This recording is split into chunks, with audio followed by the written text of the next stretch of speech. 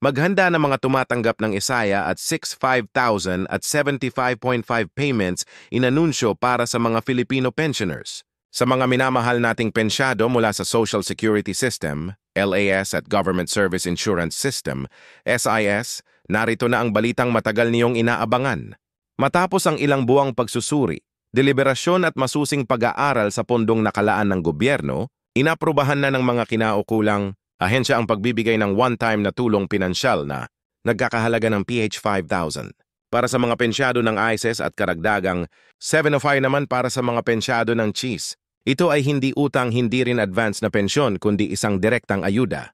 Walang kaltas, walang refund at higit sa lahat ito ay talagang nakalaan para sa inyo. Ayon sa pinakahuling pahayag mula sa Department of Budget and Management YEL, ang pondo ay bahagi ng isang mas malawakang programa ng administrasyon na layong mapagaan ang pasanin ng ating mga senior citizens na umaasa lamang sa kanilang buwanang pensyon. Lalo na ngayong mataas pa rin ang presyo ng mga bilihin, gasolina, kuryente at gamot.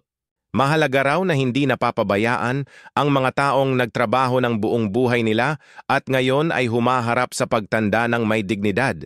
Sa ilalim ng bagong memorandum na inilabas ng Department of Budget and Management year at pinagtibay ng Malacanang ang PH 5,000 na one-time payout ay ipagkakaloob sa lahat ng Israel pensioners na aktibong tumatanggap ng kanilang buwanang pensyon. Kasama rito ang mga retirement, disability at survivorship pensioners. Samantala, ang GIS ay magbibigay ng PMI 5 sa kanilang mga kwalipikadong miyembro. Bahagi ito ng pagtugon sa matagal ng panawagan ng ilang mambabatas na mabigyang ayuda ang ating mga lolo't lola sa taong ito. Hindi ito automatic na matatanggap ng lahat. Ngunit sa dami ng inaasahang makikinabang, tinatayang mahigit si 2 million pensioners mula sa RAY at SIS. Malaking tulong ito sa pangaraw-araw na gastusin ng mga nakatatanda. Para sa mga nagtatanong kung kailan ang eksaktong release date, inihayag na ng mga opisyal na ito ay sisimulan ngayong darating na buwan sa ikalawang linggo ng Hunyo. Gagamitin ang existing na sistema ng payout kung saan mo karaniwang natatanggap ang pensyon mo. Doon mo rin makukuha ang one-time cash assistance na ito. Kung ikil-based ang pension mo, automatic na papasok ito sa iyong account. Kung chiki-based, isasabay ito sa susunod mong release. At kung through remittance center or home delivery, makakatanggap ka ng abiso mula sa iyong branch o field office. May mga paalala rin ang NAYATSIS. Hindi na kailangan ng anumang aplikasyon o form para dito. Basta active pensioner ka at walang outstanding issues sa iyong account, ikaw ay makakakuha ng ayuda.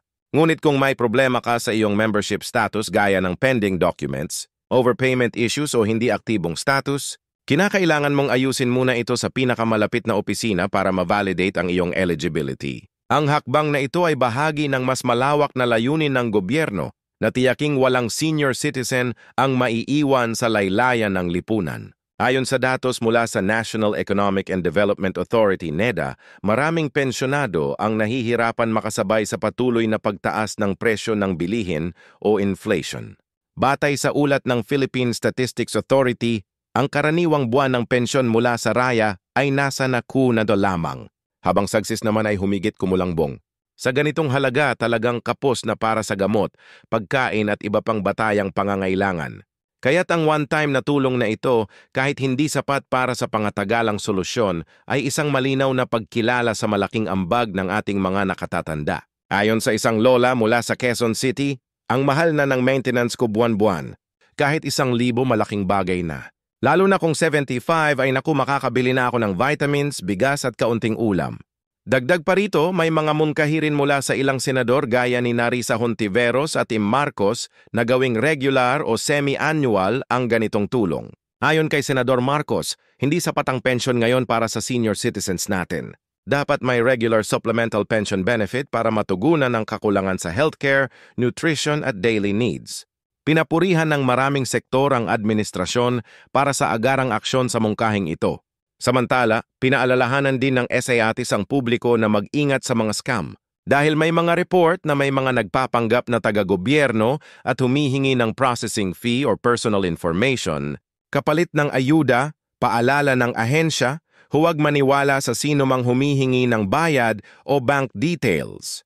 Hindi kailanman naniningil ang ilayaya at sispara sa ganitong tulong. Lahat ng impormasyon ay makikita lamang sa kanilang opisyal na website, Facebook page o sa opisina mismo. Huwag din kalimutan ang mga karagdagang benepisyo ng pensioners sa ilalim ng LIB at CO Expanded Senior Citizens Act. Bukod sa diskwento sa gamot, sign, pamasahe at kuryente, may access din sa PhilHealth benefits at iba pang social services.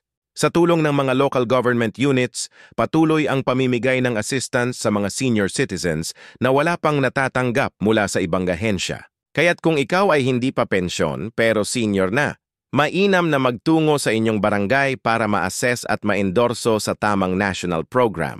Hindi rin nalilimutan ang mga nakatatanda sa laylayan ng lipunan, lalo na yaong mga nasa malalayong probinsya. Ayon sa Department of Social Welfare and Development, Yahweh, magsasagawa rin sila ng mga outreach, program at espesyal na karavan upang maiparating ang impormasyon at serbisyo sa mga hindi nakatatanggap ng pensyon mula sa Raya, OBSIS. Patuloy rin ang pamimigay ng social pension na PH, yes or zero kada buwan sa ilalim ng National Household Targeting System. Napakahalaga ng papel ng mga pensyonado sa kasaysayan ng Pilipinas. Sila ang mga guro, pulis, kawani, manggagawa at empleyado na bumuo ng pundasyon ng lipunan natin. At sa gitna ng makabagong panahon, hindi dapat kalimutan ang pangangailangan nila. Ang financial assistance na ito ay hindi lamang pera. Ito ay simbolo ng pagkilala, respeto at pasasalamat. Marami pa ang kailangang gawin. Hindi pa ito sapat para sa lahat. Ngunit ang bawat hakbang ay may saysay.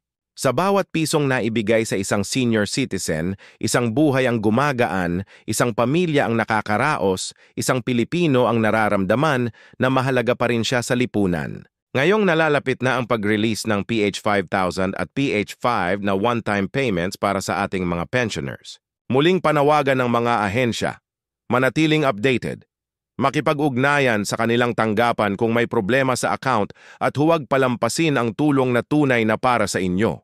Hindi man ito ang sagot sa lahat ng hamon, isa itong panibagong pag-asa, isang malinaw na mensahe na hindi kayo nakakalimutan.